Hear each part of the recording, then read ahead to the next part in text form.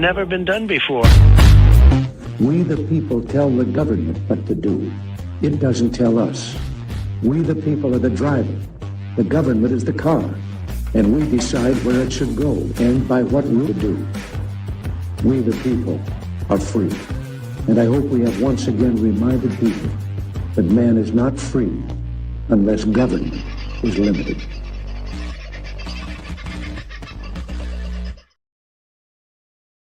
Hello, folks. How are you? Welcome to Friday. Well, Friday night. Some of you may have just woken up. I wouldn't know who I'd be alluding to there. Maybe it's just the beginning of your Friday, and you're only just beginning to see the start of it. Not talking about anybody, but, you know. There you go. Disappearing all over the place. Anyway, may have lost that gag in transmission there, but we'll see how it goes. Hey, Vincenzo will be joining us very shortly, the Waving Wonder. And we will be having a fairly interesting discussion tonight on all wonderful things that we try and bring you. A little bit of this, a little bit of that, a little bit of the weird stuff tonight, being a free-for-all, so we'll see what happens. I know Paul 01 likes that, don't you, Paul? I hope you're doing all right. First in the house tonight at a 25 to 6. Well done, mate. And followed by, gee, you were talkative, line by line.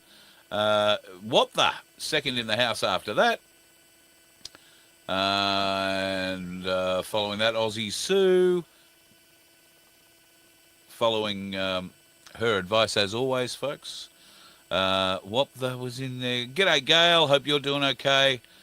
Jan. Oh, God, I haven't rung you, Jan. Jan, I hope you're probably not going to. You're on the Gold Coast tonight. I'm going to send you a text message after the show. If Vince gets talking, I might just send you a text message during the show. And I'll try and reach out to you tomorrow on your way past, because I know you have some relish, and you and I have discussed your relish before. Lovely. Can't wait to taste. Love it. Already tasted it, so I'm pretty sure this is the same relish I tasted. Well, not the same. It'd be a bit old, but similar. Charlie 2 Alpha Lima.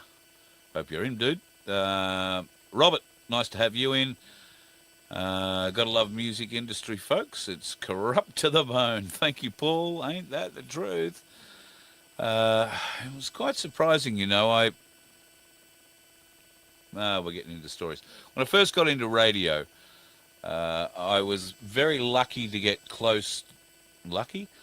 I guess at the time I was, but I was lucky to get close to one of the touring companies at the time, and there were different levels of touring companies. There were the big dainty group, if you like, as we would call them today.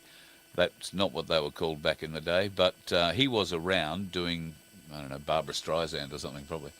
But there were different levels of entertainers, and if you were doing, back in the 80s, you were a promoter of pub bands, and you had a national artist who was a really good pub band. I'm thinking, say, Pseudo Echo or the Uncanny X-Men or Mental as Anything to a certain degree. I remember Moving Pictures. Anyway, those kinds of artists were all handled essentially by one or two touring companies. And I knew a bloke who got out of radio and got a job with one of those, and I got to see him progress through the industry from a distance. And one day, when we want to talk demonic stories, we might talk about him. It was very interesting to watch. And then, of course, over the years, I got to see the music industry from probably a very different perspective to what people who are outside of it do, and especially people who are actually on the inside of it, as Paul, you were, being a musician, no doubt. We didn't really get to see that kind of end of the corruption. We got a different sort of corruption at radio stations, and it all came down to getting the song played, getting whatever they needed played, getting whatever they had to have pushed. And of course that resulted in creating music stars, music industry heroes, a number of which have died off recently, and same with movie stars. They seem to be falling off this mortal coil. Daniel, trust you are doing well down there in Canberra tonight, and you are warm. Speaking of warm, I posted a thing on my Facebook page yesterday. You might need to scroll back through it if you're not part of my Facebook page. Forget what you're about to hear. but it was to do with the diesel heater and bringing a little extra heat inside your. In his case, it was a shed or a shack, and what a very, very effective way he figured out to do it. Now, there are some safety concerns. You would want a carbon monoxide monitor close by, but if you were going to do that, I'm thinking we might be able to do. We're going to see if it works. I have a man who knows a lot about gases, hot things, welding, and all that sort of stuff. He laughed at me when I suggested maybe we could make a pack and help people put this together for themselves. They put it together, I mean, but we just make it safe and do it for what I thought was a pretty good amount of money. And he roared laughing and said, I don't do that kind of thing for that kind of money. I never have. He said, I don't even think about things like that for that kind of money, Carl. What are you thinking? So I may have underestimated, in fact, what we're talking about here. But on a cold night, if you're in a tent or if you're in a, not so much a tent, but if you're in a caravan or an old motorhome or leaky old shed somewhere, this could be a very, very, very cheap, warm solution for you. If not this winter, then maybe next. And when I say cheap, I mean, well, there'll be a cost to it, but I can say it would probably be, without upsetting too many people, under $1,000 for everything. Pretty good sort of a deal. Hello, Giselle. Hello, Donna. G'day, Ian. Trust you're doing all right there up on the Gulf, or is that where you are tonight? You're probably sitting around a campfire there with your brother carrying on. Joanne, trust you are well, and it's Friday night. We probably haven't got Wayno in yet. The lovely Sandy from the Donkey Sanctuary, the best relish ever. Can you please send her a text, Jan a text, and let her know that my plan is, or just give my phone number to her, will you please, Sandy, and just say call me, not while the show's on, but I don't want to, they might be on a romantic date night on the Gold Coast tonight, you know what I'm saying, Jan and her husband. Sorry, Sandy and I are having an intimate conversation. Jan caught up with Sandy, bringing the best relish ever to the Donkey Sanctuary, not shared with the donkeys. Baz will have wrapped his paws around that one pretty solidly too, I'd imagine. Paul Orchard, trust you are well, brother. Haven't seen your name for a little while. Natasha Zokoskovoskovi. I trust you are well, Natasha. What a beautiful name. I always loved the name Natasha. I've not really said it like that. Oh, I guess I have said it like that, because there used to be a cartoon, Boris and Natasha, many, many moons ago. Was that on Rocky and Bullwinkle? God, we're having a throwback tonight. And on that note, I think I'm really just about at the bottom. Bruna, lovely, lovely, lovely, lovely to have you in, Bruna, and thank you for the gift. We can talk about that in a moment with Vince as well. But thank you dearly. The Sabinator is back in the house. Haven't seen your name floating around for a while, Sab. Good to have you back, and I trust you are well. Haven't been working too hard. And my mate from Pinaroo, Pete, the, well, I was going to say something dirty then, I won't. G'day, Pete. Hope you're doing well. I did try and call you. You've been having connection issues. You must be in the paddock doing, well, paddock things, I suppose. Little diesel heater's awesome for emergency heat as well. I hear you, Richard. Absolutely. You've just unloaded a ute and a trailer load of straw, Sandy. That doesn't sound like a pleasant thing to do. Why are you doing it? You've got a big man with, strong muscles. And when I say big man, I mean he's a bloody... And from memory, he has a little tractor with a fork thing on it. Could drag it all off. Anyway, what do I know about unloading straw? Yeah, thank you, Sandy. Appreciate you doing that. That'll be great for me. It'll at least make sure that somehow we get in contact. Tony, love your work. Nice to have you in. I think we're just about at the bottom of it. And at that point, at the very bottom of things, I'll bring in a man who is always good for a lift, particularly if he waves really, really fast, because it always brings us up. Hello, brother. Hey, mate, how you going? How's everybody I'm out very, there very in good. the viewership land? Are we going to go a little a cappella 1, 2, 3 in honour of Bill Oddie?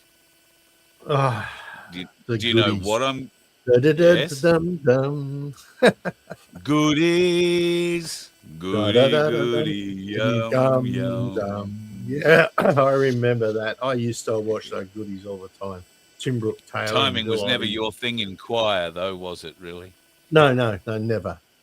Don't even ask me to sing. I can't sing for nuts. And even if you had nuts, I still wouldn't sing for them. But yeah. Yeah, very sad, Bill Oddie, but he was into the Birds. Uh, he wrote all the music for the Goodies. He wrote a couple of episodes and directed a number of the series.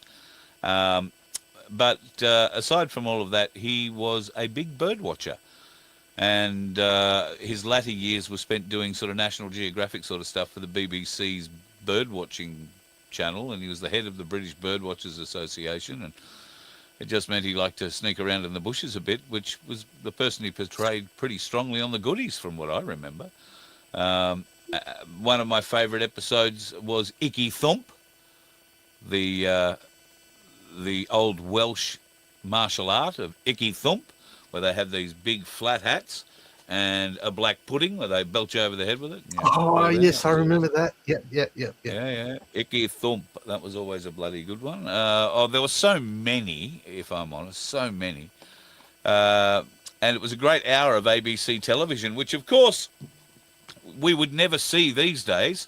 The ABC these days, of course, is nothing more but absolute biased crap, as we are all aware. But yeah, that used to be a great hour. The Goodies and Doctor Who. Yep. Remember that with fond memories. Many memories. I'll admit, it was back when Doctor Who wasn't gay or trans, or, I mean, he was alien enough at that stage. He had two hearts. I've been told that these days, I haven't watched a Doctor Who episode in years, but I've been told these days one has to wonder if he has a heart at all.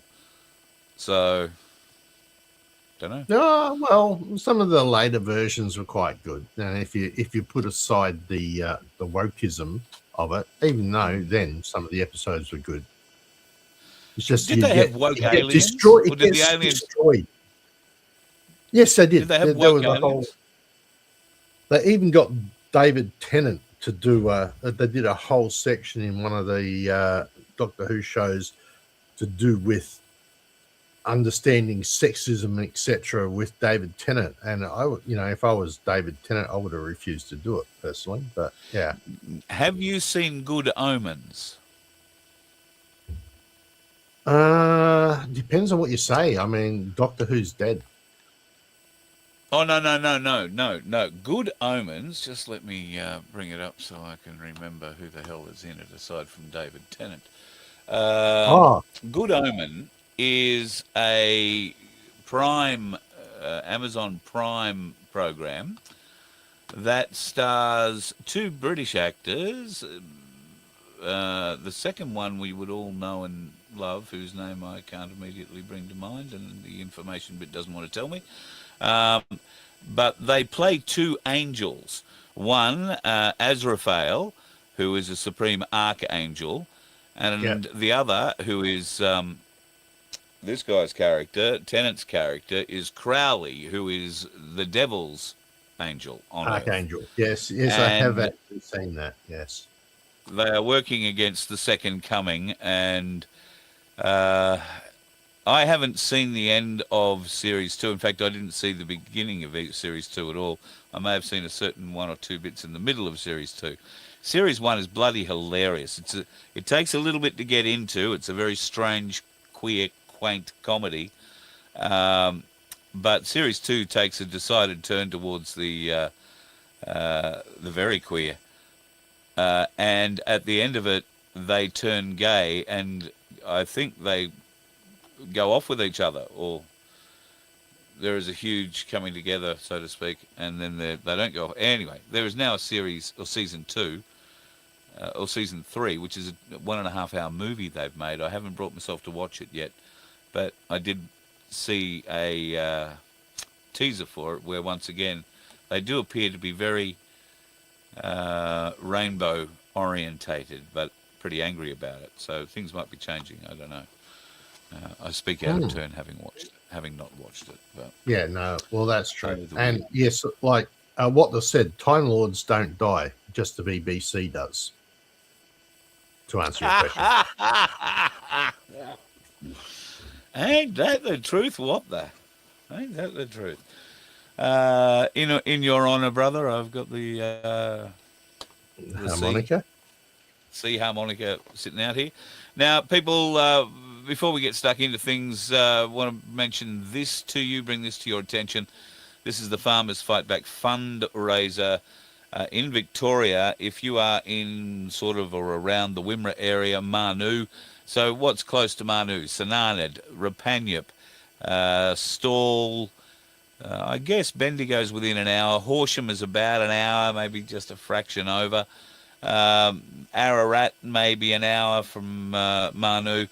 And coming up on the 29th of August, there is at the Manu Cricket Ground a big night for Farmers Fight Back fundraising. It starts at 6 o'clock with the gates opening, and Pauline Hanson will be on site that night. It's going to be a big country town get together, and Tony, our magnificent Melbourne stringer, is going off. He's paid his $50. He's ready for his what I'm pretty confident will be a lamb/beef fairly hearty meal that they will put on. And by the looks of it, we might have our South Australian interviewer and stringer going all the way over there as well, rather than flying me down.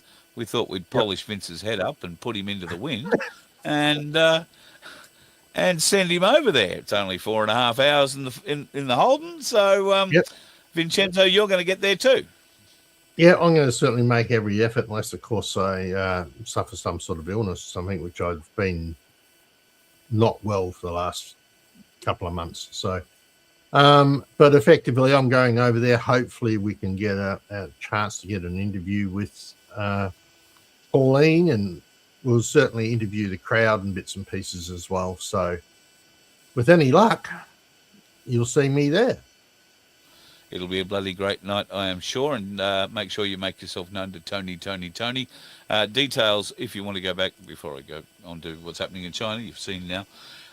You can go to the farmersfightback.org, I think it is, page. I can't see that there. It's too small on my screen. But get yourself a $50 meal ticket and get along. You might be able to ask yourself a few questions of Pauline. And the new member for Ripon will be, or potential member for Ripon, I'm sure.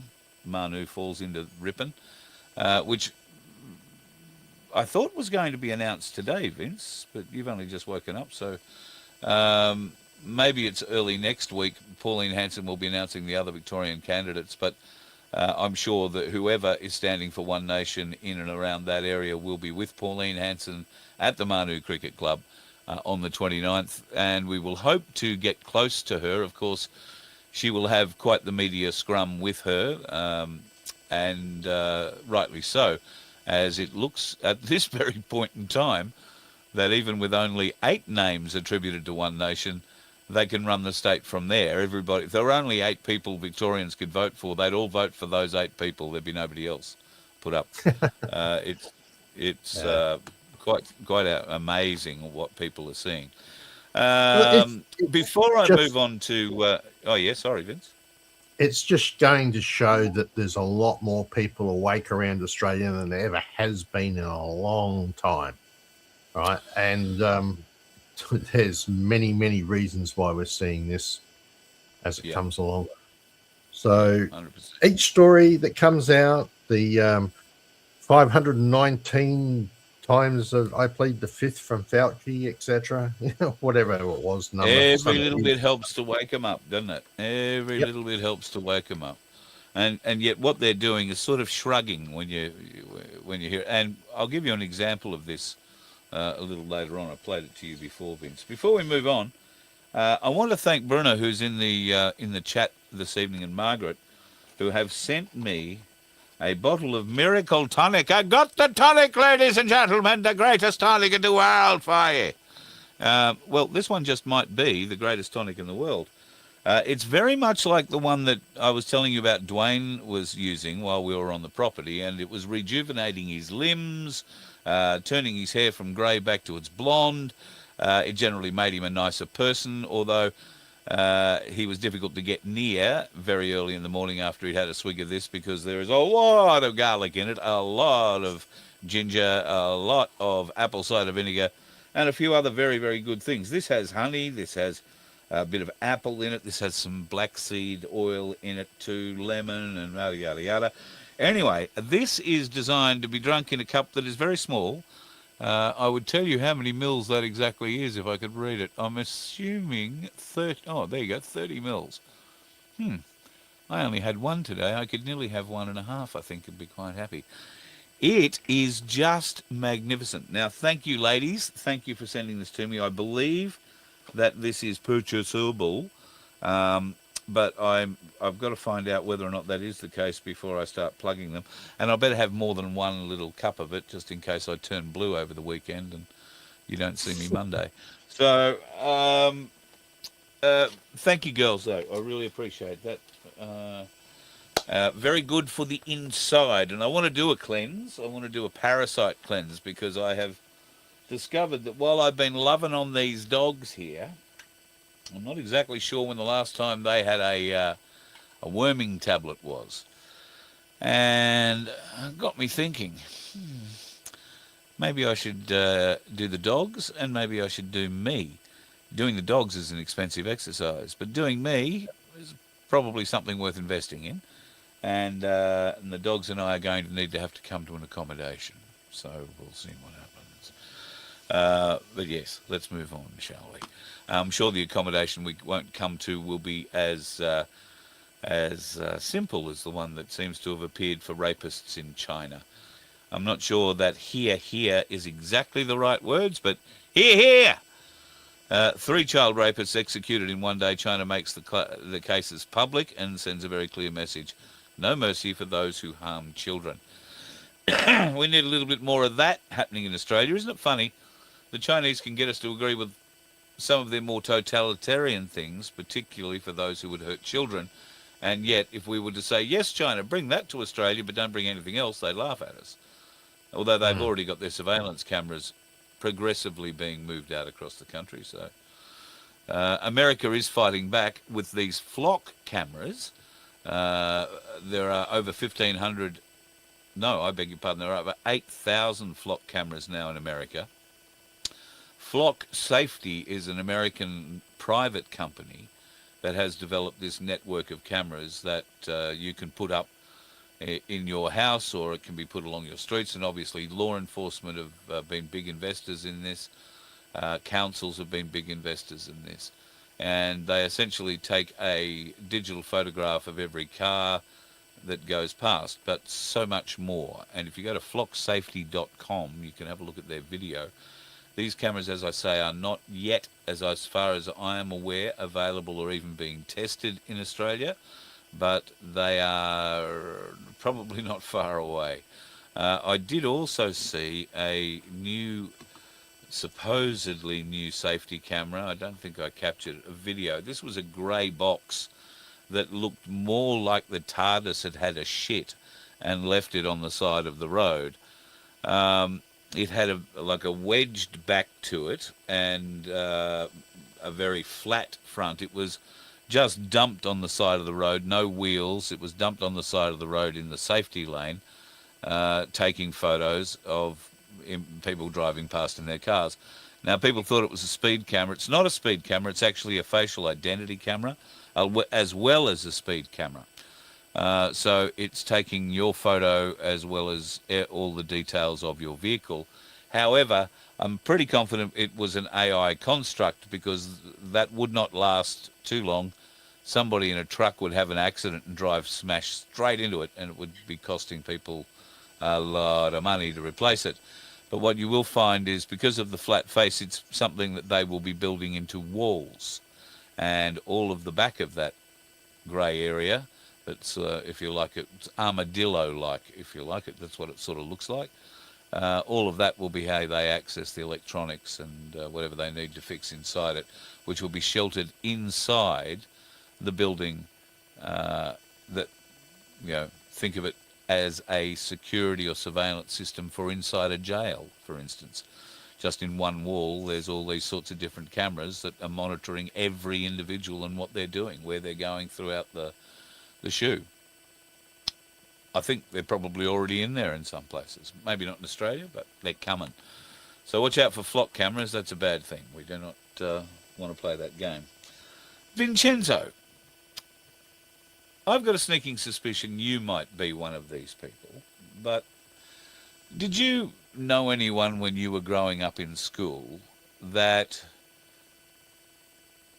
they were a decent enough person, they weren't much of a footy player, they weren't much of a cricketer, good batsman, if you could get the bat on the ball, but not much of a runner, not much, not terribly sporting, but was always around to help around the community if something needed to be done, around the club, around the footy club, around the cricket club, whatever. Do you remember growing up with someone like that? There's 2 or 3 people that I can sort of think back on that were more inclined to help people and groups than others. Yeah. Not that you hear much from them. They're sort of quiet heroes. So I grew up with a guy who I'm ashamed to say I had a sort of an on and off friendship with, and only until sort of Form 3 or Year 9 or whatever it was, because after that I went to boarding school, which sort of separated me from the guys in that little hometown, until I came back and was playing cricket after boarding school and playing cricket in town and all that kind of thing. But he wasn't playing cricket by then. He was actually umpiring. I don't know if he was umpiring cricket or not, but he was umpiring the football. And I remember the Mortlake under-16 team was not a good football team when I was playing with it. And that would have been in the late 80s, the late 70s. It was a shithouse team. We used to get beaten by 100 points a game. If we kicked a goal, we celebrated. It wasn't beyond us to kick 2 or 3 points in a match, but if we kicked a goal, we celebrate. I was 5'7", and I got a gig at full forward because at training I was the only one who could kick the ball through the goals. That's the sort of team we had at that time. And Mark Gunning probably had the good sense not to want to play with us. However, we used to take the piss out of him mercilessly because he took up umpire training. Now, it was unheard of at the time that anybody we knew would pick up a whistle and take themselves out onto the field to be abused so broadly and so consistently as only people who know you and go to school with you can do. Very, very brave of him. And I do remember that at one point, the Umpiring Association did have to come down and say, because he became quite a senior umpire in the, at least from what I remember, of the country league that we were playing in, the AFL Country League in Western Victoria. He became a very senior umpire in there, and he was getting, abused by people who knew him on the ground and didn't have much respect for him. And he stood his ground every step of the way. And back in those days, he might have had to have reported some of those players and then turned up to school with them the next day. And I guess at the time, I didn't really think too much about it. Anyway, over the years, I've lost touch with him. He had a sister, Mary, lovely girl. I remember her very fondly. I remember her, Gary Justin and Leanne Hampson and I did ABBA one 70s year on the May Day float parade. I'm glad there's no video around of that from days gone by. I wish there was. For those wondering, I can tell you that I was Benny, the piano player. Or was I? Yes, now we're wondering. Well, why is there not video of that? Why is there not video of that? Come on, really? Oh, Vince, there can't be video of that. It would Well, have somebody. been 19... Okay, the call is out. We need video of that. Anybody from that era, or that town, Can you find that? The email address is vince@theofhq.com. And I'd love to have that. Just some blackmailing material. That would be fantastic. God knows what. It'll all be shot on Super 8. It would have been 1977 or 78 May Day parade. I want to say ABBA's Arrival. Is that the one with the helicopter on the front? I think that came out in 1977. So I would say it would be 1977 or 78. We didn't move to Mortlake till 76, so it was early in the days. Might have been 79, possibly. But I think we were in high school in 1980, so... Oh, look, could have been anywhere between there and, say, 80... Well, end of 80... When did I go? Boarding school, 82, 81. It's all a blur. Long time ago, but somewhere between 77 and 81. And if you've got video, keep it to yourself. I'd appreciate that. At any rate... Oh, right. So that big spill was just to tell you don't send the video. Good on you. Getting back to the gentleman at hand. So on his Facebook page today, and admittedly I don't troll his Facebook, but his career went away from the AFL and into the CFA, the Country Fire Authority in Victoria, and he has become an officer in the CFA, and by the sounds of it, quite a senior operator. Now, he's just a fraction older than me, but on his Facebook, posted 20 hours ago now, on Monday I will depart Victoria with an amazing team of fire and emergency management specialists to assist the United States for around 34 days. The situation in many parts of North America is dire, with thousands of buildings destroyed, tens of thousands of people displaced and or evacuated, and fire behaviour is increasingly being described as unprecedented and uncontrollable. I plan to share what I can within limits I'll be required to work within. I hope my experience here can assist communities there, and I also hope that my experience in the US might help others here to prepare for another fire season that will come along all too soon. So I just wanted to make mention of Mark Gunning. He lives in Victoria. That crew of bushfire history, and who have been involved in many of the other huge fires around Australia when, as is so often required, interstate help comes in to share the load in New South Wales, Queensland, South Australia, West Australia, wherever it happens to be. So my hat's off to Mark. It is a very, very dangerous thing that they go and do. I'm not sure whether or not Mark is out there parachuting into the heart of the flames these days, or controlling groups and organising fire plans and that kind of thing, because he always was very good with setting up plans for things. So my hat's off to you, mate, and thank you for your service. I think it's very important. And I'd like to hear of other people's local heroes, people who have gone on that you went to school with and you maybe never have given another thought to for many, many years. And I know, although Mark's been a friend on Facebook, we don't talk, we don't chat. We had a bit of a conversation some time ago as I asked about his sister, and she's in Canada, married, happy, having a great time these days. So, but we don't talk, but it's interesting to follow posts of old friends and just see what they're doing, and some of them, as it turns out, are doing really important things for people in this world. It's great to see. It makes me feel ashamed I treated him the way I did.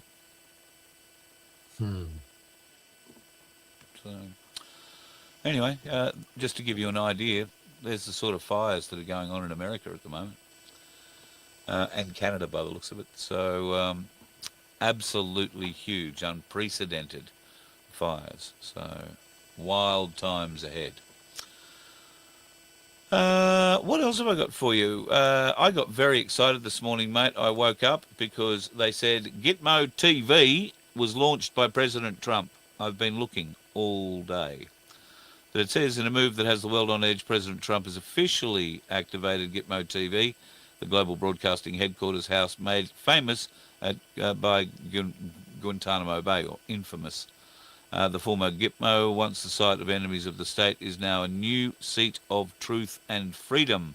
A massive eagle statue stands watch over the Iron Gate as lightning cracks across a stormy sky. Inside the prison complex, President Trump can be seen in his signature blue jacket, back to the camera, staring out at the horizon in a determined expression, warning the EBS will be activated in August. Patriots, be ready, yada, yada, yada, yada, yada, yada, yada, yada, yada. Yeah, the usual. No, well, I am not dismissing the whole idea of the EBS being activated in August. I'm not sure if I've told you, you haven't been awake a lot during the day in the last few weeks, and I'm not quite sure what I've covered with you, but I have told a few people, and I'll say it again on the program now. I did say it some time ago, but I got a download some time ago that had a whole heap of dates in it, and I'm the kind of person who doesn't like dates too much. I tend to dismiss them out of hand and not remember them. There's nothing I find remarkable about them other than how remarkable it will be when nobody wants to talk about those dates after they've passed. One date has stuck with me, and that date has been August 24.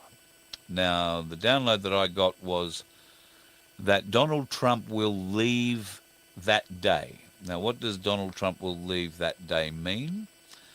That could mean that he is assassinated. It could mean that he has a heart attack and is disabled in some way, so medically disabled, so he can't continue. Or it could mean that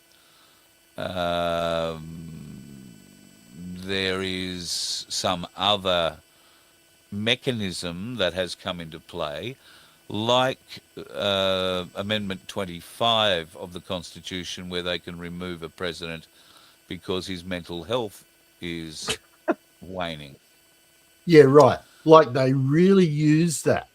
Let's just Alex go back Jones, 3 years. Alex Jones is screaming for it at the moment. Why? Alex Jones is screaming for Trump's removals. Well, Tucker Carlson is not screaming. Well, I don't know that the circumstances may have changed. I haven't seen Tucker in a couple of days, but last he wasn't screaming for Trump's removal, but he is certainly raising the question. So is Megyn Kelly. A lot of those big early Trump supporters are asking just how crazy is this guy. Look what's going on in Iran. Yes, we have a talks. Yes, we have a settlement. Yes, the straits are open. No, we don't. No, they're not. Something blew up. They blew something up. We blew a lot more of their shit up than they blew up of our shit. Oh, look, they're ringing us now. No, we're not ringing them. Yes, they're ringing us now. They want talks. No, we don't want talks. I mean, there's so much shit going down with this. And all the time, we're being distracted away from what's, I believe, really happening. And there is a great deal happening in the financial world. Thanks to AinsleyBullion.com.au, I would whiz on tonight and grab a little bit of that if I could. It has jumped $10 in the last week or so, and it is likely on the indications of this afternoon that up is where it's going. Now, we've been told that up is where it's going to go when the financial markets do their thing. Well, the American markets are doing their thing at the moment. They're having a crap fight, and they're worried. So what looks like happening with gold and silver at the moment is it looks like they're acting like they normally would when the market people get worried, the investors get worried, they pull their money out of their stocks and they put it into gold and silver again. And it appeared, to me at least, like that's what's been happening slowly over the last few days. So keep an eye on that. And if you want to be involved and you missed the boat last time, AinsleyBullion.com.au, you can use my name and get a little bit of a discount, and maybe that allows you to buy a little bit more. Vincenzo, remember what it was like back when COVID was around and you were able to go to a comedy club and all they would do is tell jokes about people who didn't get jabbed, who had a little tin hat on their head, and who weren't dealing with the science very well. Do you remember those times? Yeah, mate. Look, the one thing I do have to say, at that particular time in life, I didn't need to wear a tin hat because I'm automatically reflective. Very good, very good. You should take the place with this guy. At any rate, seems one of those comedians has got back So on mad I stage. got the vaccine. I'm so fucking mad I got it. Now everything, my heart, I go, my heart, my heart, my heart. No matter what, if I feel something, I feel a fucking vaccine, motherfucking bitch. They made it too fast, bro. That vaccine, we're working on we have the vaccine. Remember that? I said, you're not gonna fucking test it? Are you gonna fucking test it at all? Oh, where's the test? The vaccine hasn't even been out a year, dude. Now I gotta fucking take it and hope for the best. I'm glad I got Moderna at least. You remember Johnson & Johnson? They didn't even fucking test that one. They put it out. We made baby powder. They'll trust it. Put it out! Put it out! We're losing to Pfizer, motherfucker. Put it out!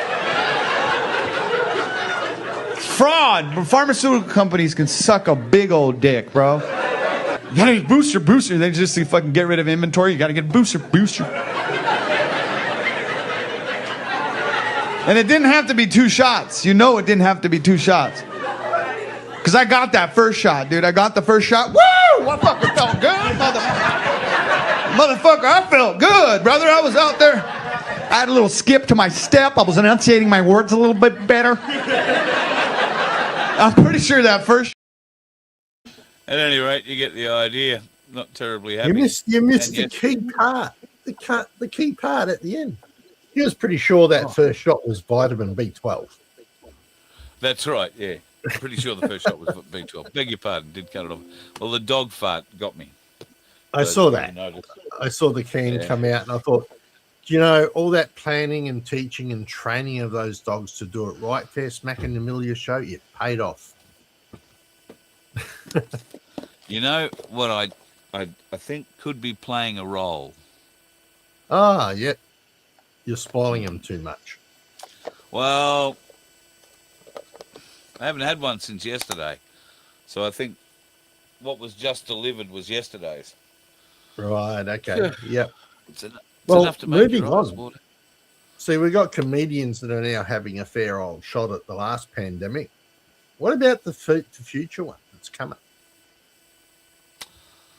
Well, the future pandemic is bird flu, of course. And there are many people considering what they're going to do with their chooks and whatever else they have in their backyard. Yeah. Well, it does appear we do have something to worry about here. Australia's birds have been ordered into an immediate national lockdown. Let's be clear. It's a flockdown. Right. As authorities desperately attempt to contain the spread of bird flu, which has now been discovered in birds. Under the emergency restrictions, all birds must wear masks and stay 3.5 metres apart at all times. Leading the national flockdown is former Victorian Premier Daniel Andrews. Don't be a silly goose. Unless you are a goose, in which case, continue being a goose. Just do it 3.5 metres away from the next goose. And controversy has already erupted after a massive outbreak at Plucker Duck Squawk Fest, where Big Bird was identified as a super spreader after spreading his wings like a sicko in the mosh pit. It's just beautiful, isn't it? I think that's just awesome. That is a classic. Credits, kudos, and 100% well done to the person who edited that, made it, generated it, whatever they did. They had the idea of putting it together. Even if they used AI, 100%. that was 100% well done. Yeah, absolutely brilliant. Now, I know a lot of you are a bit concerned about the upcoming census. You can fill the census in online now if you so desire. The other day, I think I told you that I wrote to the census office with a complaint about Christianity not being listed. Pardon me, I got a reply today. It says, "Hello, thank you for contacting us about the 2026 census. Following an extensive public consultation and testing process, the 2026 census will include the same religious affiliation question, wording and response options from the 2021 census." I don't remember talking about it then, but I'm pretty sure we Yeah, did. it was. You had to put Christian in manually in the 2021. I remember that. And so they haven't bothered changing it, and here's the reason why. The question asks, what is the person's religion? To make a more significant change to the religious affiliation question, the ABS would have required a more extensive testing program than was possible in the 26 census timeframes. I'm just... how much more extensive testing would you need to have Christian added, really? Anyway, further evidence would be required to fully assess the impact of a redesigned question on the ability of people to understand it, are you Christian or not, and provide an accurate answer. All right, so they're saying that Christians wouldn't be able to tell they were Christians, and there's probably an argument for that, if I'm honest, given what we were saying last night in the show. Many people don't identify as Christian, but they live their life in a Western Christian democracy under Western Christian values, which they adhere to without really understanding they're based on the Ten Commandments. Or, if you want to think about it, on Magna Carta and the Articles of Magna Carta. 1215, I would like to think. But anyway, I digress. We also need to ensure we can adequately support data users who need to compare religious affiliation data from the 2026 census with previous censuses. The top 10 responses to the religious affiliation question from the 2021 census, including no religion, are listed on the form. You can choose your religion from the list or write your religion in the free text field. If your religion or the level of detail you want to provide about your religion is not listed, there is additional instructional and explanatory text on the census form to help you respond accurately.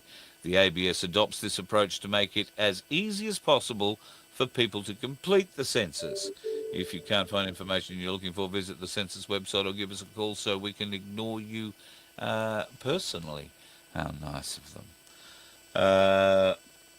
My friend thinks he's Christian because he is Catholic. Well, he can tick the Catholic box because that is listed. The Catholic box is there for you to tick. Here are the boxes. If you are their version of Christian, you can be a Catholic, an Anglican, or a Church of England.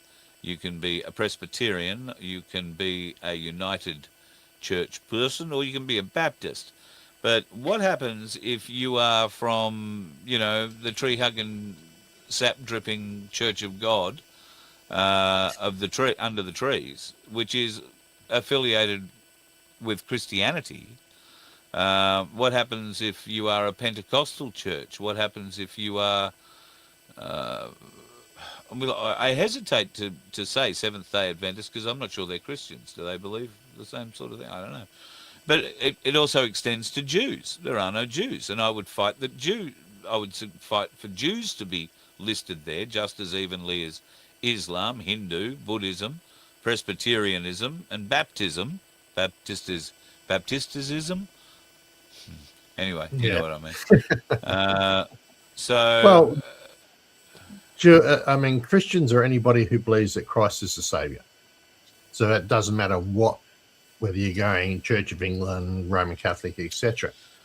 Judaism or the Jews, they do not believe Christ was Savior, but a messenger. So they don't follow the second half of the Bible. So in that respect, they differ from Christians. So therefore, they should have their own slot on the census. Yeah, are non-practicing Christians, even if they don't recognize themselves as non-practicing Christians, just non-adherents to religion, are non-practicing Christians who live day by day under Christian Western values, thou shalt not kill, thou shalt not, covet thy neighbour's wife, thou shalt not steal. But don't go to church, don't read the Bible, don't, say grace over a meal. But they are loosely, broadly speaking, still living under Christian Western values.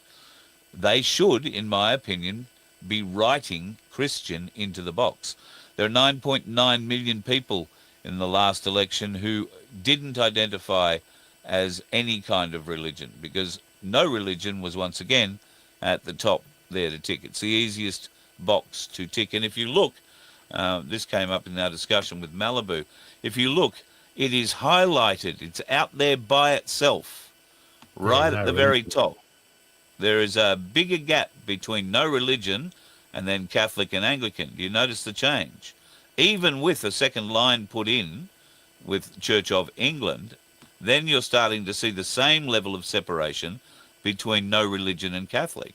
But Islam, Hindu, Uniting, Buddhism, all of them together. But no religion has a second line added to it and is separated in hierarchy again on the list. Mm-hmm. And the consequence of you ticking no religion is that you're going to get a mosque at the end of your street. Or you're going to get an influx of new Africans with really, really good machete skills moving into a new development that you thought was going to remain parkland for the rest of your life. A new resort, a new development. Because that's what's happening now in Sydney, in Melbourne. On the Gold Coast, they arrested a 16-year-old boy with a machete over a foot long the other night. Or it was daylight the other day. A foot-long machete, 16-year-old kid wandering the streets of the Gold Coast. They have shark bait hooks half a kilometre off the beaches in the Gold Coast. A great place for those sorts of people if they want to go out with a machete and try themselves. Just put them near there for a while. See how good they are keeping the sharks away from them. Not going to hurt anything or anybody. But yeah, bloody awful, some of these things. And yet we could stop it, Vince. How would we stop it? How do we stop being the kinds of people that we are? How do we stop the government doing what they're doing to us? Okay, well, part of this is it's a combination of government and family, in all fairness. We used to be able to, and going way back, parents used to be able to discipline their kids the way they needed to discipline their kids to learn the ground rules and where the rules are and do not cross this line. All right, since the government started interfering with that and not letting you give your son a good solid smack across the arse or whatever, that started making it harder to discipline. I can remember a kid swearing at my ex-wife at one stage from across the road, called her all sorts of names. Of course, I bolted across the road and confronted him, right, which you're not supposed to do, obviously. No. And he just looked at me and said, "You can't do nothing because I got my rights." Yeah. Right. And he was being a smug little arsehole. It was really funny. I said, "Well, I'm sorry, but when I accidentally fall on you and put an elbow into your ribs, it was purely an accident. You should have seen the change in his face." Mm-hmm. I didn't say it with that sort of, I said it with some anger. Yeah. And his whole face changed. All right. The stranger's accidentally going to fall on him and hurt him. But it was an I had accident. some little shits following me in a supermarket one day trying to ankle tap me while I was walking along. I must have been going a bit slow for them. I could hear their talking in the background. And, so I'm sort of slouching along, and one of them tried to ankle tap me, and they were doing it on every right step. As my right leg came back, they were trying to tap it as it was coming through. So I just hesitated with my right foot up in the air, stopped my momentum and went backwards and trapped his foot under mine as I came down rather forcefully right on the top of his foot, where I pinned it for a while I apologised for standing on his foot. Oh, geez, I'm sorry about that. Oh, geez, he's going, get off, get off, get off. And I was, oh, mate, I'm really sorry. You know, it's, oh, get off, get off. Little shit. Anyway. Yeah. Well, Getting- a lot of these kids haven't got that. They haven't had that sort of discipline put in front of them, which is really unfortunate. And I think the government and society is a combination of that. So, I mean, I was listening to something on one of the news reports, and I thought to myself, if my son did that, he'd be dead. You know, because I would have clouted him so hard he'd been smashed up against the wall. Yeah. But my kids are good in that respect. They don't do that. Do other things I don't agree with, but I can't do anything about that. But anyway. No, there's so much we can't do anything about. Now, folks, before we shoot off tonight, we were talking about the census. If you don't want to do it, may I commend to you, go to vofhq.com, and on the front page you will find this letter. I would copy it, I would paste it, and I would potentially email it to the Australian statistician, David Gruen. It would also be good if you copied it, pasted it onto a bit of paper, and sent it by snail mail to Locked Bag 10, Belconnen ACT 2617. Now, this letter is mildly extensive. Have we got time, do you think, if I read it, Vince? Yeah, go for it. All right. This is just a suggestion. I'm writing, dear Dr. Gruen, I'm writing in response to the Commonwealth's request that I provide my personal information for the 26th census. I acknowledge that the Commonwealth Parliament enact the Census and Statistics Act 1905 pursuant to Section 51 whatever that is, 11 of the Australian Constitution, which empowers Parliament to make laws with respect to census and statistics. I also acknowledge why that power exists. Independent national statistics are essential to informed public policy, democratic accountability, and good government. It is because statistics serve that public purpose that Parliament claims the authority to compel Australians to disclose personal information they would otherwise be entitled to keep private. That authority, however, carries with it a corresponding responsibility.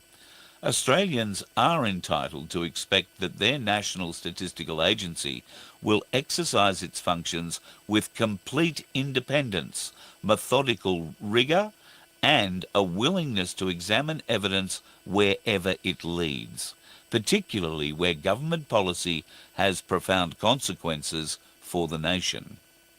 It is with that confidence which I have lost. It is that confidence which I have lost. During 2020 to 2022, Australian governments exercised an unprecedented degree of control over the daily lives of their citizens. Businesses were closed, movement and association were restricted, healthcare services were substantially disrupted, screening programs were suspended, elective surgery was deferred, and access to medical care was fundamentally altered. During this time period, governments implemented an unprecedented population-wide rollout of novel injectable medical products. These events represented one of the most significant public policy interventions in Australia's modern history.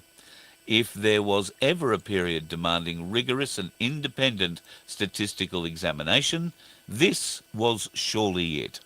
The ABS subsequently published mortality statistics demonstrating that all-cause mortality rose substantially during 2022 and remained elevated during 2023. Those figures were extraordinary by any historical measure. Rather than prompting what I expected would be comprehensive statistical analysis, I observed changes in the presentation of mortality reporting that, in my view, made long-term comparisons less straightforward. Baseline comparisons changed.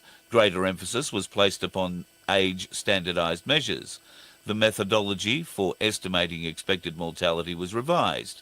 I accept that statistical methodologies evolve, but I would have expected stability, transparency, and comparability to be given the highest priority during a period of historically elevated all-cause mortality.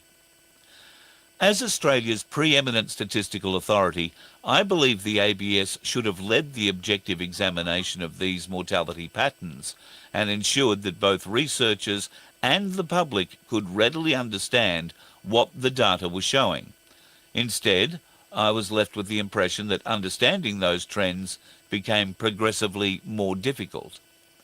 Where national data sets revealed exceptional departures from long-established patterns, I believe Australians are entitled to expect that every plausible contributor reflected in those data sets will be examined with equal diligence.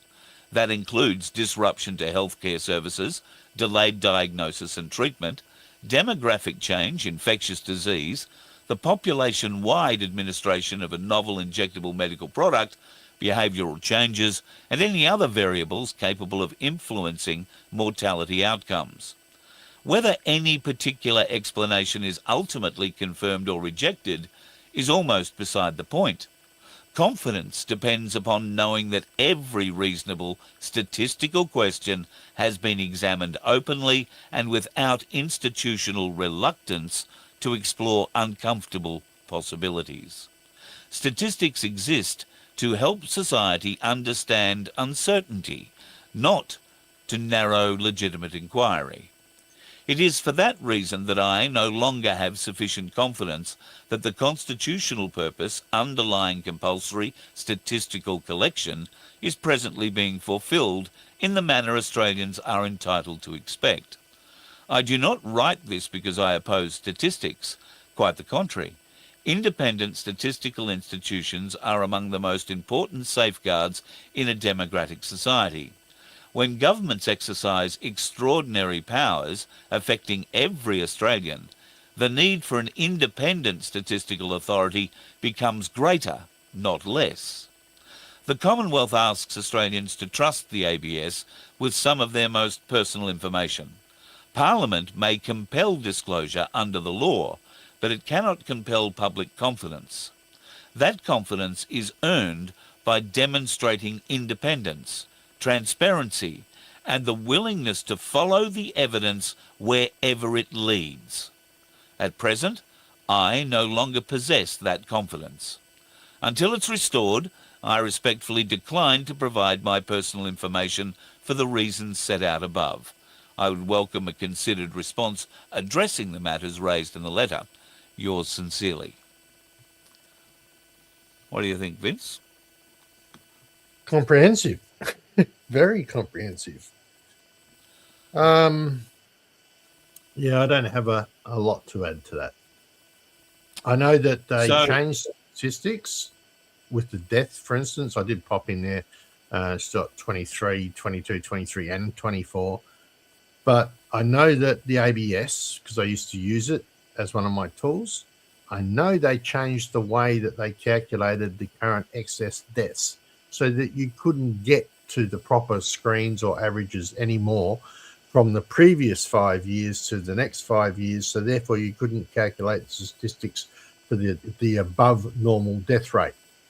And there's a whole heap of things that they did like that they changed that took away our ability to gain the relative information as it should be using the proper statistics. So the argument in the letter in that respect, I believe, is correct.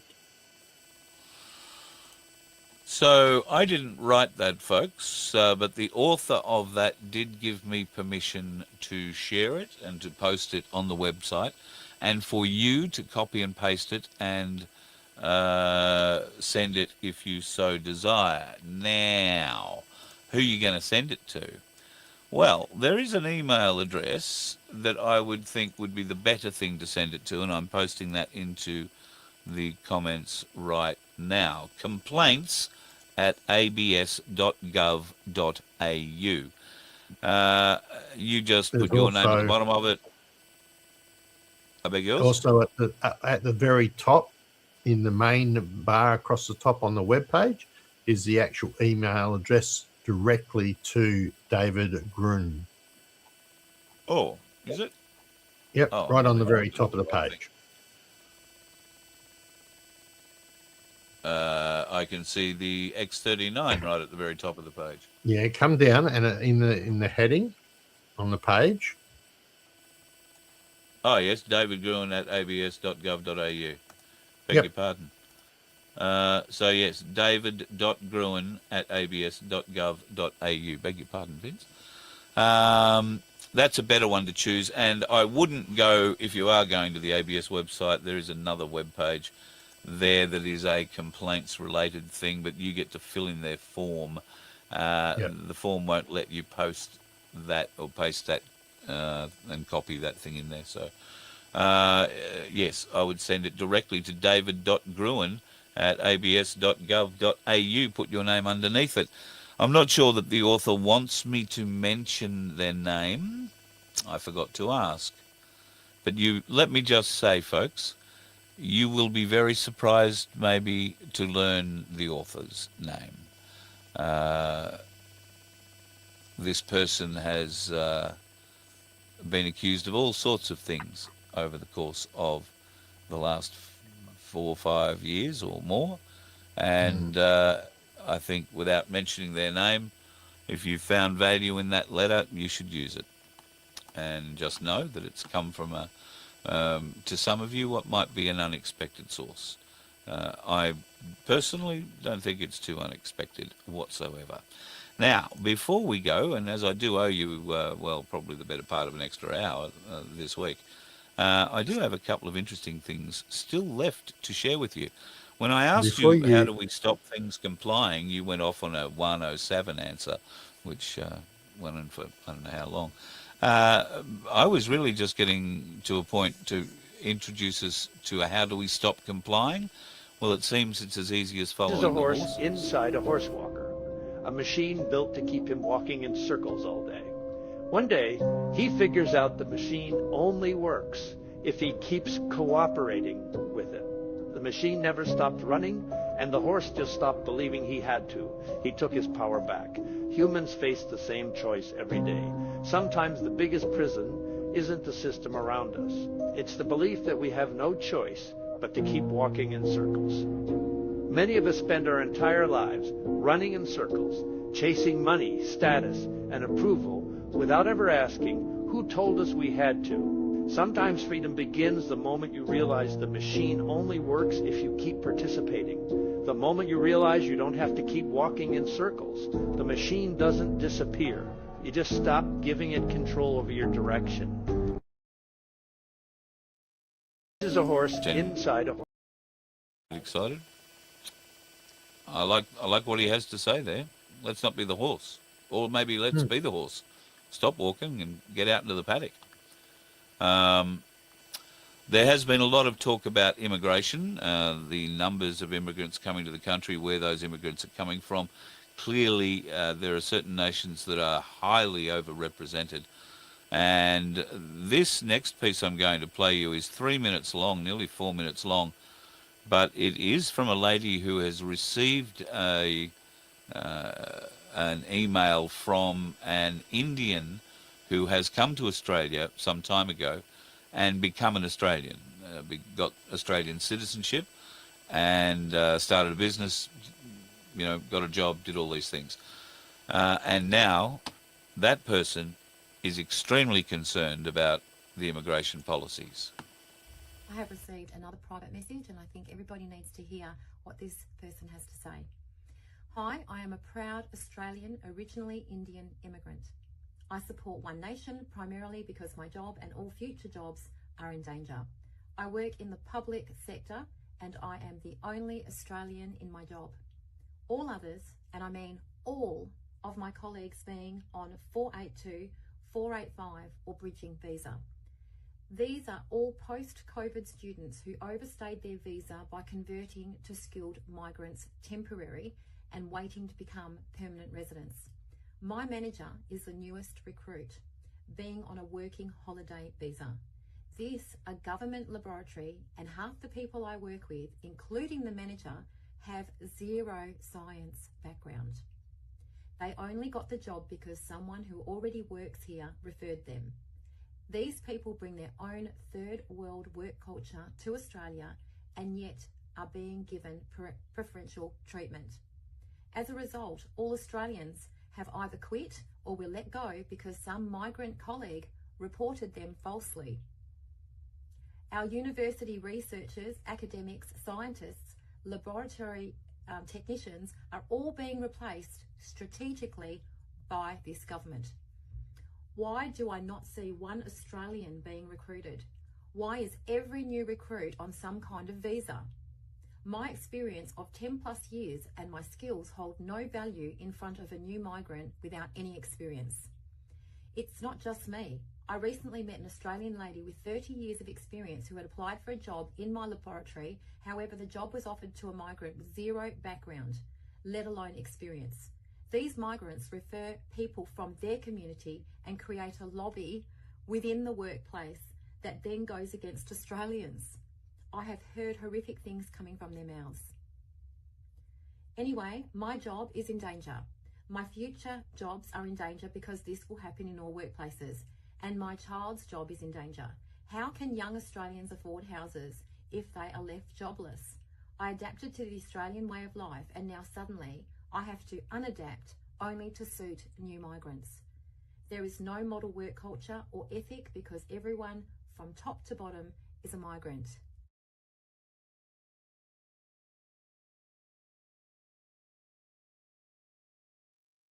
There you go. Hang on, everybody has to turn down their sound because that was so low nobody could hear it.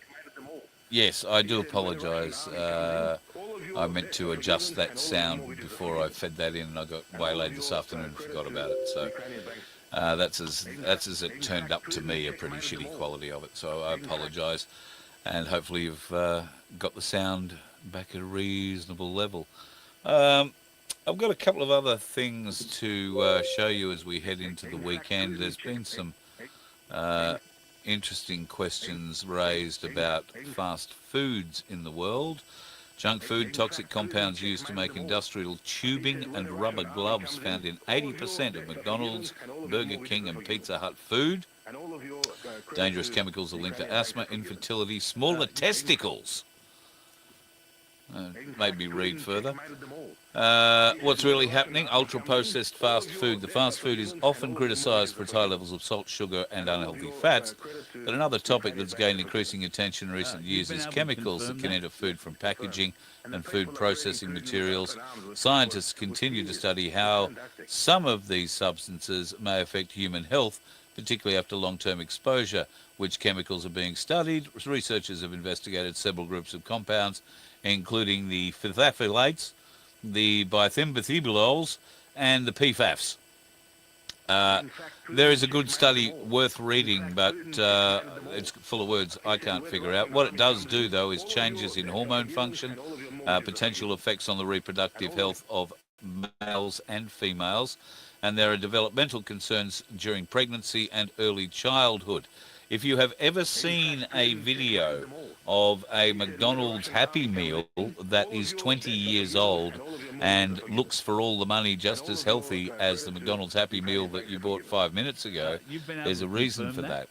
And that's because of the chemicals that are involved in every facet of that meal. And if you've been shoving it into yourself for so long, well, maybe I can help you get over. This is the real Ronald McDonald, not the one you remember from commercials. The smell of red paint, the silence of 12 missing children.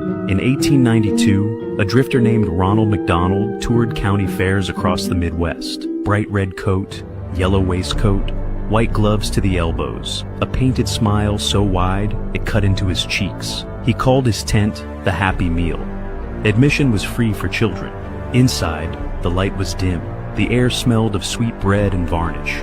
Each child got a small paper box, red, with a yellow emblem brushed on the side. Inside, a soft bun, a slice of cold meat, a hand-carved wooden toy, and a card. Eat up. Come back tomorrow. Parents saw nothing wrong, but children stepped out pale and silent. Some wouldn't eat for days. Some wouldn't speak at all. By summer's end, 12 children had vanished from towns where his tent appeared. When the law searched his wagon, they found it empty. Except for a crate of red paint, yellow cloth, and dozens of unused paper boxes. 20 years later, an advertising company in Chicago bought an old fairground poster to inspire a new mascot for a growing restaurant chain. They kept the name, they kept the colors, they kept the smile, and every time you've seen it since, you've been looking at a killer's face. And of course, if you've ever seen how McDonald's meat products are made, there is a certain pink sludge that's added into everything, including, I think, the ice cream. Nobody's been able to identify that. Many have tried. So there you go. If that doesn't cure you, I don't know what possibly else. Well, I do know what possibly else could, but I don't have video of it yet. There's talk about it coming, trust me. What else? I do have... Actually, no, I don't. I think I've come to the end of the things I was going to show you all this week. Oh, no. There was a Space Force warning. Now, this is serious. The US Space Force Galactic Federation and SpaceX have released the following statement. To the citizens of the USA and surrounding continents, what you are about to learn will not only shock you, but will change your entire life as you know it forever. Please do not panic. Now, down the bottom, if we took the ticker off, let me take the ticker off. Where's the ticker? There's the ticker. Oh, good, right. You can see the date there, 8/4/26, 4th of August, American time. A lot of interesting things have happened in the US since the 4th of August. Those things are happening in regard to the Congress. There has been movement today publicly on Anthony Fauci, and he has now been held in contempt of Congress. The vote went through on party lines, so I think it was 8-5, and now it has been progressed to the Department of Justice, the DOJ, and there they will decide whether or not to prosecute, and there are grounds to prosecute Fauci for failing to answer 111 congressional questions when he fronted them just last week or the week before. So haven't seen or heard the end of that distraction yet. Keep it going. And just put a little asterisk on August 24. I think we started out talking about that, and I'm not sure if I got to the end of it. Did I get to the end of it? Hello, Vince? Are you talking? You might be talking, but we're not hearing you. At any rate, I'll tell you again. My microphone off. Sorry, there seems like there's an extra voice appearing behind yours. I've been trying to figure out where it's coming from, whether it's me or whether you've got another tab open doing something. But I'm trying to see if I have another tab open doing things. I'll just close a lot of tabs that are sitting on this shelf. I don't know how that would be coming through because I'm not sharing, or maybe it could be just me. But anyway, while you're busily, now that I've assigned him a task, it's going to take him a half an hour. Please remember to like and subscribe to the show. And like Carl always never does, right?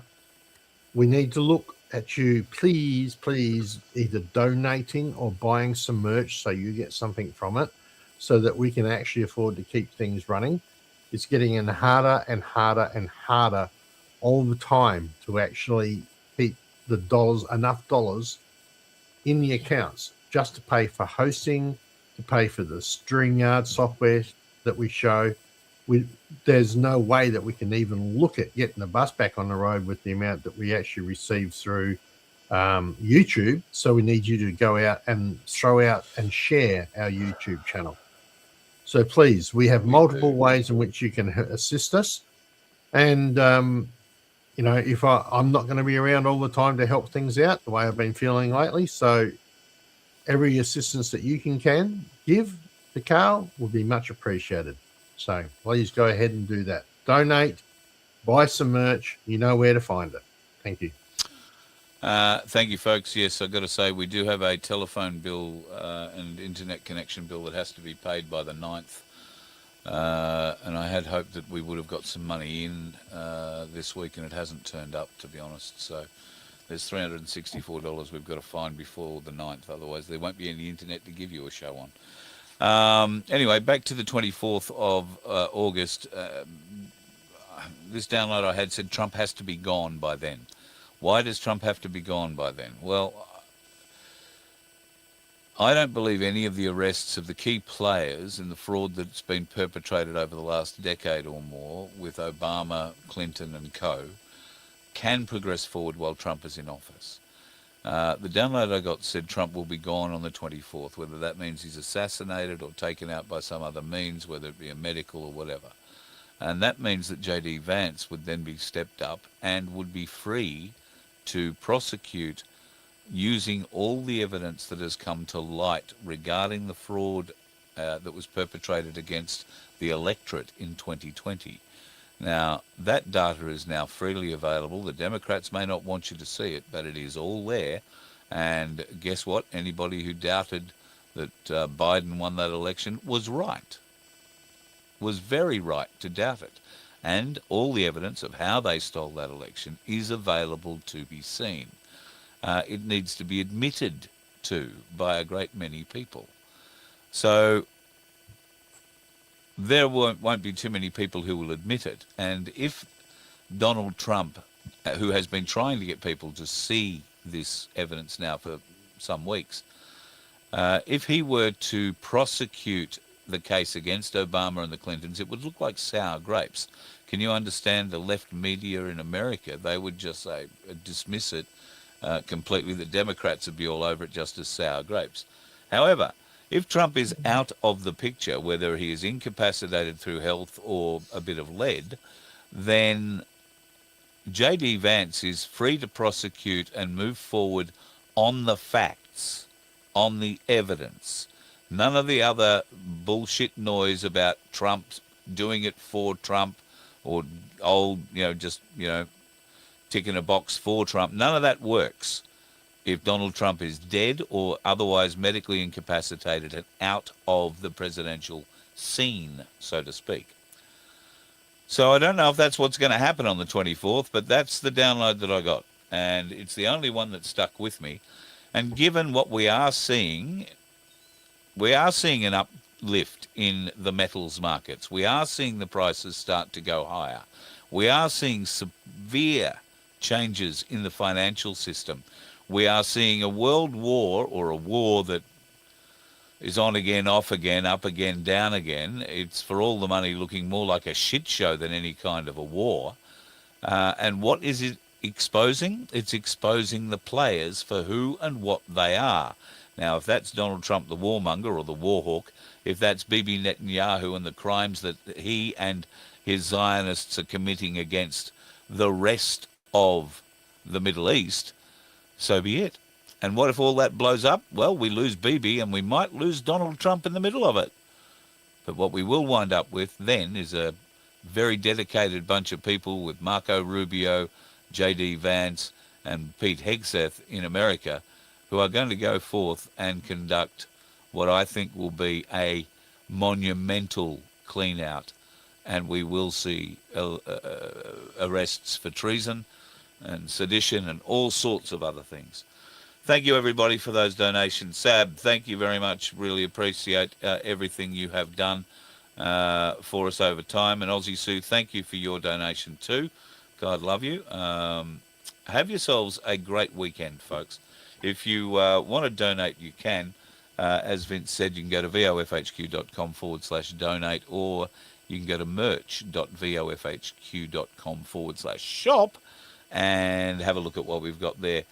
We will be putting up a few more stickers for the cups or on cups. I've got some sticker ideas. And if you are looking for what is, I think, the best hoodie we've put out yet, warmth-wise, which displays Vincenzo's artwork, both for the FBN logo and the Voice of Freedom logo. You'd think he'd be happier about that, getting a plug like that, but, he is not smile. feeling 100%, so... Understand All right. if you're looking at the hoodies, you can get one with VOF on the back and you can get one with FBN on the back. So you can choose which one you want on the back and the front. And also you have the full range of colors on both of those designs. So, and yes, I will get the new cup up there shortly. Very, very, very, very, very good. I'm going to interested do in this. that, Lizzie Lou. You're going to do that? Bye. Well, actually, off you go. Live long and prosper. Yes, well, as I keep You saying, mannered me wrong. See, bud. He hasn't been feeling well. Oh, all right. Put himself off. He can do whatever he likes. And as for you, you do whatever you like. The weekend is upon us, and I trust you will go out and do some great things. If you would like to do a little bit of thinking about life, the universe, and everything, maybe you can think about this. Now, I haven't put the full document up because it's 217 pages. However, I do have a document that we will talk about next week. That is provided I get enough time to read all 217 pages of it. This is the document. I think we've been through this before, and I may have already read this document, but I'm going to go back through it and have a bit of a refresh. The highest court of the God of all creations, criminal trial, divine light, holy council, courts of heaven, prosecutors, all of God Creator's creations which are in service to him, known as your people, versus the accused, defendants, and enemies named herein. And I can tell you, there are a lot of them named herein.